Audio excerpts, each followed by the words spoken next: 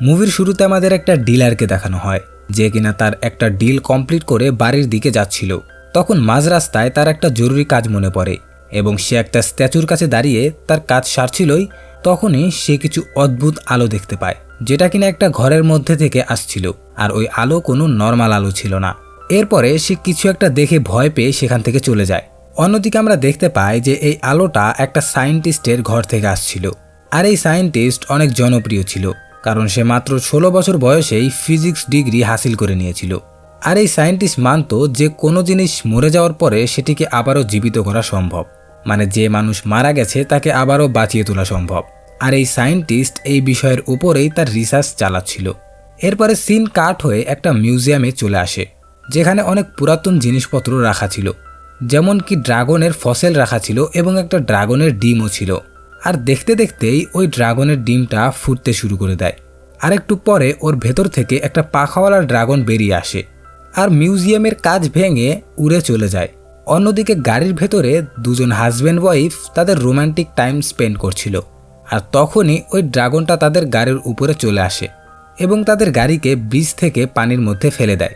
এরপর আমাদের একটা ছেলেকে দেখানো হয় যে কিনা আসলে একটা সায়েন্টিস্টের অ্যাসিস্ট্যান্ট ছিল, আর এই ছেলেটা অনেক ভোলা ভালা ছিল, আর সে একটা মেয়েকে পছন্দ করত যার নাম হচ্ছে অ্যাডাল, আর সে এখন তার জন্যই একটা চিঠি লিখছিল।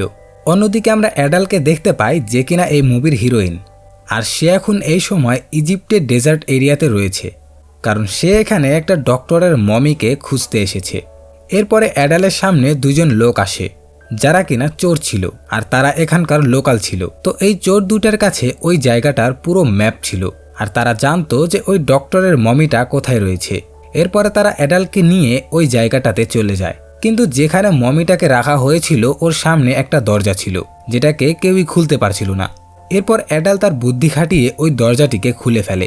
এখন যখন তারা ওই ঘরের ভেতরে প্রবেশ করে ওর ভেতরে অনেক অনেক সোনা ছিল। ওগুলা দেখে ওই চোর দুইটা নিজেদের একদমই সামলাতে পারে না, তারা সোনার মধ্যে গড়াগড়ি খেতে থাকে। কিন্তু অ্যাডাল ওদের গুরুত্ব না দিয়ে ওই মমির কফিনের কাছে চলে যায় এবং তার লোকদের দিয়ে ওই কফিনটা খোলার চেষ্টা করে।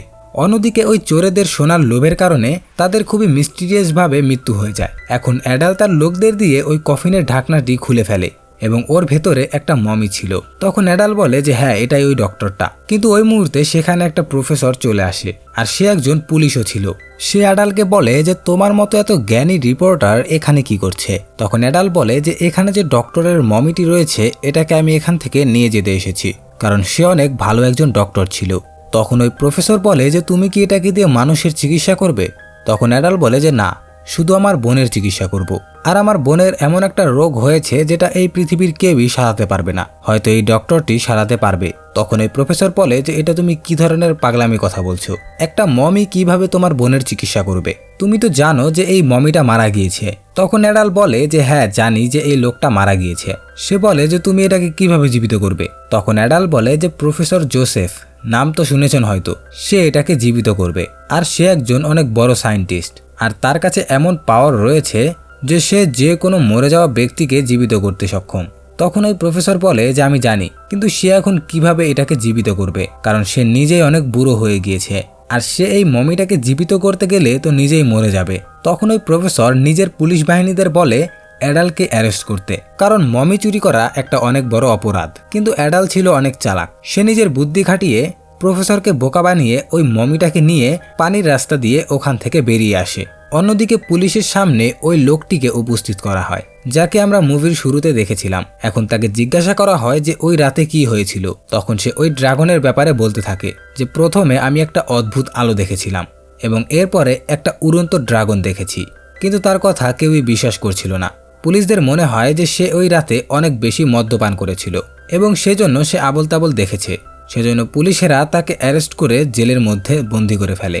তখন সকল পুলিশ একত্রিত হয়ে বলে যে এই খবরটা যেন বাইরে না যায়, কারণ মানুষজন যদি এটা জানতে পারে তাহলে সবার মধ্যে ড্রাগনের ভয় সৃষ্টি হয়ে যাবে।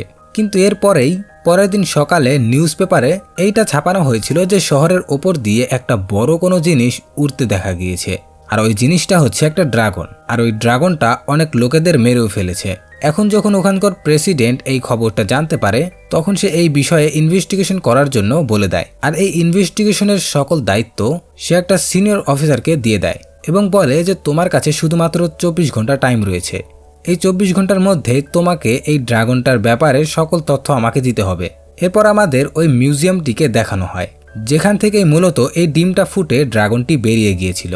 আর ওখানে আমরা একটা সায়েন্টিস্টকে দেখতে পাই এবং ওই অ্যাসিস্ট্যান্টটাও সেখানে ছিল, যে কিনা অ্যাডালকে ভালোবাসে। এখানে তারা দুইজন ওই ডিমটার সামনে দাঁড়িয়েছিল এবং এটা নিয়েই কথা বলছিল। তারা এটা মনে করছিল যে এই ডিমটার মধ্যে থেকে পাখির মতো কোনো কিছু উড়ে এখান থেকে চলে গিয়েছে। এরই মধ্যে সেখানে ওই পুলিশ অফিসারটি চলে আসে আর ওই দুজনের কাছে ডিমের ব্যাপারে জিজ্ঞাসা করতে থাকে। তখন ওই সায়েন্টিস্ট বলে যে হ্যাঁ, আমি এটার উপর ইনভেস্টিগেশন করছি, কিন্তু আমরা এই ডিমের ব্যাপারে বেশি কিছু জানতে পারিনি। অন্যদিকে আমরা প্রফেসর জোসেফকে দেখতে পাই আর তার কাছে ওই ড্রাগনটি চলে এসেছিল। আসলে ড্রাগনটিকে প্রফেসর জোসেফই জীবিত করেছিল তার নিজের পাওয়ারের মাধ্যমে। আর এখানে আমরা তাদের কানেকশনটা বুঝতে পারি। প্রফেসর আত্মার সাথে এই ড্রাগনের একটা সম্পর্ক ছিল।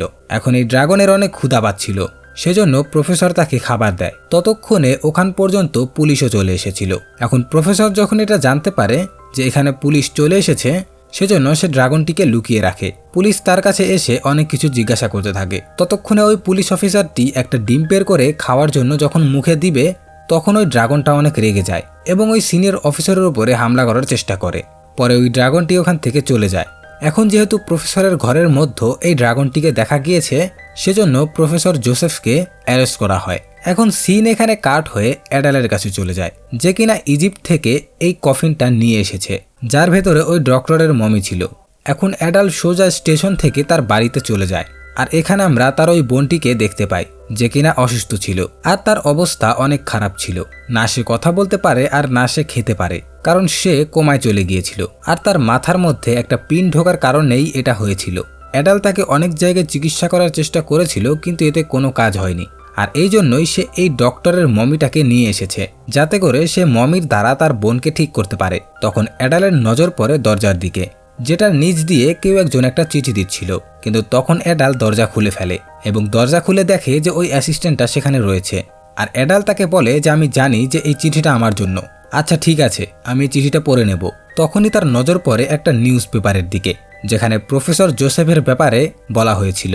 আর এখানে লেখা ছিল যে প্রফেসর জোসেফকে ফাঁসির সাজা জানানো হচ্ছে। এখন এটা পড়ার পর অ্যাডাল্ট অনেক চিন্তিত হয়ে যায়। এজন্য সে ওই অ্যাসিস্ট্যান্টকে বলে যে এখানে ফাঁসির সাজা কোথায় দেওয়া হয়। তখন ওই অ্যাসিস্ট্যান্ট ভয়ে ভয়ে বলে যে এখানেই পাশে জেলের ভেতরে দেওয়া হয়।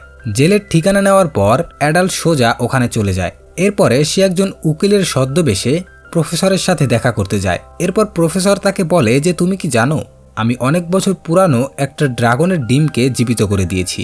এখন অ্যাডাল বলে যে আমার কাছে একটা ডক্টরের মমি রয়েছে, আপনি কি ওটাকে জীবিত করতে পারবেন? তখন প্রফেসর জোসেফ বলে যে আমার মনে হয় না যে আমি এই জেল থেকে বেরোতে পারবো, আর আমাকে তো ফাঁসির সাজা জানানো হয়েছে।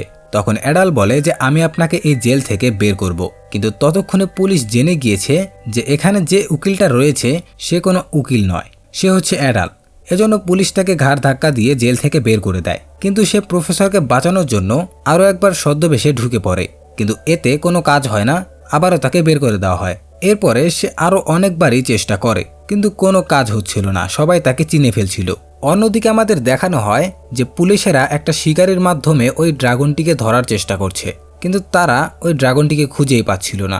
এরপর অ্যাডাল আবারও একবার ছদ্মবেশে জেলের ভেতরে প্রবেশ করে আর সে অবশেষে প্রফেসরের জেল পর্যন্ত পৌঁছে যায়। কিন্তু তখন সে দেখতে পায় যে প্রফেসরের জেলের মধ্যে প্রফেসর নেই, তার জায়গায় অন্য কেউ রয়েছে। তখন ওই কয়েদি তাকে বলে যে প্রফেসরকে অন্য একটা জেলে নেওয়া হয়েছে আর তাকে ওই জেল থেকেই কালকে সকালে ফাঁসি দেওয়া হবে, আর তাকে বাঁচানো তোমার পক্ষে সম্ভব নয়, তাকে বাঁচাতে শুধু একটা বড় মাপের লোকই পারবে। এটা শুনে অ্যাডালের মাথায় একটা বুদ্ধি আসে এবং সে এরপর প্রেসিডেন্টের কাছে চলে যায়, কারণ প্রেসিডেন্ট এবং সে একে অপরকে অনেক বছর ধরে অনেক ভালোভাবে জানত। এরপর সে প্রেসিডেন্টকে বলে যে আমি একটা বিষয়ে আপনার কাছে এসেছি, আর আমি আশা করছি যে আপনি আমার এই ইচ্ছাটাকে পুরা করবেন। আপনি প্লিজ প্রফেসর জোসেফকে জেল থেকে মুক্তি দিয়ে দিন। তখন প্রেসিডেন্ট বলে যে আচ্ছা ঠিক আছে, আমি এই বিষয়ে ভেবে দেখছি। কিন্তু তখনই ওই জায়গাটাতে ড্রাগনটি চলে আসে এবং এই ড্রাগনটা প্রেসিডেন্টের উপরে হামলা করে দেয়। এখন অ্যাডাল প্রেসিডেন্টকে বাঁচানোর জন্য জাম্প করে তাকে ফেলে দেয়, কিন্তু ওই ড্রাগনটিকে কেউই দেখতে পায়নি। তাই সবাই মনে করছিল যে অ্যাডাল ইচ্ছে করে প্রেসিডেন্টকে ফেলে দিয়েছে, সেজন্য প্রেসিডেন্টের লোকজন তাকে ধরে সেখান থেকে নিয়ে যায়। অন্যদিকে আমাদের ওই সায়েন্টিস্ট এবং তার অ্যাসিস্ট্যান্টকে দেখানো হয়, যারা কিনা ওই ড্রাগনের জন্য কিছু মাংস এবং ডিম রেখেছিল, আর তারা বেশ কয়েকদিন ধরেই এই কাজটা করছিল। আর ওই ড্রাগনটাও প্রতিদিন এই একই জায়গায় এসে খাবার খাচ্ছে, আর সে তো এখন এই জায়গাটাকে নিজের বাড়ি বানিয়ে নিয়েছে। এসব কিছু দেখে সায়েন্টিস্ট তার অ্যাসিস্ট্যান্টকে শাবাশি দেয় এবং বলে যে বাহ, তুমি তো অনেক বুদ্ধিমান। অন্যদিকে অ্যাডাল আবারও নিজের বাড়িতে চলে আসে। এরপর সে তার বোনের কাছে গিয়ে বলে যে দেখো বোন, আমাকে মাফ করে দাও, কারণ আমি যেরকমটা ভেবে রেখেছিলাম সেরকমটা একদমই হচ্ছে না। এরপর সে গোসল করার জন্য বাথরুমে চলে যায়, আর সে গোসল করতে করতে ওই অ্যাসিস্ট্যান্টের দেওয়া চিঠিটি পড়ছিল। ওই চিঠিটি পড়ার পর সে জানতে পারে যে ওই অ্যাসিস্ট্যান্ট জানে যে ড্রাগনটা কোথায় রয়েছে। এখন অ্যাডাল ওই অ্যাসিস্ট্যান্টের সাহায্যে ওই ড্রাগনটির কাছে চলে যায়, কিন্তু সে ওই ড্রাগনটিকে দেখে একদমই ভয় পায় না, বরং ওই ড্রাগনটার কাছে যায় এবং তার সাথে বন্ধুত্ব করতে সফল হয়। এরপরে সে ওই ড্রাগনের সাহায্যে প্রফেসর জোসেফকে বাঁচাতে সক্ষম হয়। তারপরে সে সোজা আবারও ওই জায়গাটিতে চলে আসে, আর তখনই সেখানে ওই সায়েন্টিস্টও চলে আসে। আর তখন আমরা জানতে পারি যে ওই সায়েন্টিস্ট এবং প্রফেসর তো একে অপরের বন্ধু, তারা একে অপরকে দেখে অনেক খুশি হয়। কিন্তু তখনই সেখানে ওই শিকারিটি চলে আসে, যাকে পুলিশ হায়ার করেছিল ওই ড্রাগনটিকে মারার জন্য। সে ওই ড্রাগনটিকে দেখে তাকে শুট করে দেয়, যার ফলে ওই ড্রাগনটির গুলি লাগে, আর ওই গুলির প্রভাব প্রফেসরের উপরেও পড়ছিল। কারণ আমরা আগেই জেনেছি যে এই ড্রাগন এবং প্রফেসরের মধ্যে আত্মার কানেকশন রয়েছে। এটা দেখে অ্যাডাল তাড়াতাড়ি করে প্রফেসরকে তার বাড়িতে নিয়ে আসে। তখন ওই প্রফেসর অ্যাডালকে বলে যে যতগুলা এনসেন্ট জিনিস রয়েছে সবগুলাকে একটা সার্কেলের ভেতরে রাখো। এরপরে সে ওই মমিটাকে জীবিত করার চেষ্টা করতে থাকে, কিন্তু ওই মমিটাকে জীবিত করার প্রসেসে ওই প্রফেসরই মারা যায়। এখন যেহেতু ওই প্রফেসরের সাথে ড্রাগনটির সংযোগ রয়েছে, সেজন্য ওই ড্রাগনটিও মারা যায়। কিন্তু আমরা দেখতে পাই যে প্রফেসর মরার আগে মমিটাকে জীবিত করে দিয়েছে, এবং ওই মমি জীবিত হয়ে আলমারি থেকে বেরিয়ে আসে এবং অ্যাডালের বোনের কাছে গিয়ে বলে যে ওর কি হয়েছে, ও কি অসুস্থ। তখন অ্যাডাল তাকে বলতে শুরু করে যে 5 বছর আগে একটা দুর্ঘটনা হয়েছিল, যেখানে আমরা 2 বোন টেনিস খেলছিলাম, আর এরপরে হঠাৎ করে টেনিসের বল আমার বোনের মাথায় গিয়ে লাগে, আর মাথার হেয়ার পিন খুলে যায়, আর ওই পিনটি আমার বোনের মাথার মধ্যে ঢুকে পড়ে, যার পর থেকে সে এরকম হয়ে গিয়েছে। ওকে আমি অনেক বড় বড় ডাক্তার দেখিয়েছি, কিন্তু কোনো কাজ হয়নি। বরং তারা বলেছে যে যদি এই হেয়ার পিনকে বের করার চেষ্টা করা হয় তাহলে তার বোন সঙ্গে সঙ্গেই মারা যাবে। এরপর অ্যাডাল ওই ডক্টরটিকে বলে যে আপনার কাছে যে এত নলেজ রয়েছে ওগুলার মাধ্যমে আমার বোন ঠিক হতে পারে। এখন ওই ডক্টর বলে যে আমার কাছে যত নলেজ রয়েছে তার দ্বারা এটা ঠিক হবে না, কারণ এই কেসটা অনেক গুরুতর। এখন অ্যাডাল হতাশ হয়ে বলে যে তার মানে আপনি কোনো স্পেশালিস্ট ডক্টর নন। তখন ওই মমিটা বলে যে না, আমি কোনো ডক্টর নই, আর না আমি কোনো স্পেশালিস্ট, আমি তো একটা সাধারণ সার্জন। এখন ওই মমিটা বলে যে প্রফেসর যে আমাকে জীবিত করেছে এতে শুধু আমি জীবিত হইনি, আশেপাশে 2 কিলোমিটারের মধ্যে যত মৃত কিছু ছিল সবাই জীবিত হয়ে গিয়েছে। এখন এরপরে তারা পাশে থাকা মিউজিয়ামের দিকে যেতে থাকে, কারণ ওই মিউজিয়ামের ভেতরে ওই মেইন স্পেশালিস্ট ডক্টরটি ছিল। কিন্তু যেখানে ওই মমির কফিনটাকে রাখা হয়েছিল ওখানে আরো অনেকগুলা মমির কফিন ছিল। এখন কোনটার ভেতরে ওই ডক্টরটি রয়েছে এটা জানার জন্য তারা এক এক করে সবগুলা কফিন খুলতে থাকে এবং ওর ভেতরের মমিগুলাকে বলতে থাকে যে সে কি ডক্টর কিনা, কিন্তু সবাই না বলতে থাকে।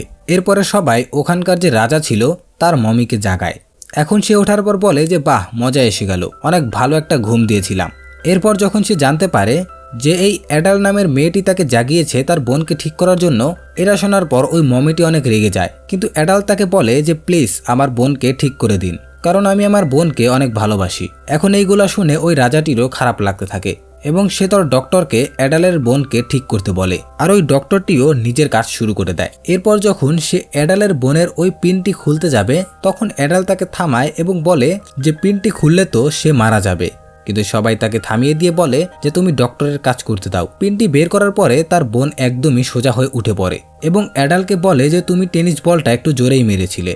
এরপরে ওই রাজা এবং তার সকল সঙ্গীরা শহরকে ঘুরে ঘুরে দেখার জন্য বেরিয়ে পড়ে। আর এদিকে অ্যাডাল তার বোনকে ঠিক হতে দেখে সে অনেক খুশি হয়ে যায় এবং সে তার বোনকে জড়িয়ে ধরে। অন্যদিকে ওই মমিগুলো পুরো শহরে ঘোরাঘুরি করছিল এবং খুব মজা করছিল। এর পরের দিন নিউজে আরও একটা খবর আসে। এখন অ্যাডাল এবং তার বোন একটা জাহাজে সফর করার জন্য উঠে পড়েছিল, আর বাইরে থেকে আমরা দেখতে পাই যে ওই জাহাজের নাম হচ্ছে টাইটানিক। আর দূর থেকে ওই প্রফেসর জাহাজের দিকে তাকিয়েছিল এবং অনেক অদ্ভুতভাবে হাসছিল। আর এরই সাথে আমাদের আজকের এই মুভিটি এখানেই শেষ হয়ে যায়। কেমন লাগলো কমেন্টে জানাতে ভুলবেন না। দেখা হচ্ছে পরবর্তী কোনো ভিডিওতে। সবাই ভালো থাকবেন। আল্লাহ হাফেজ।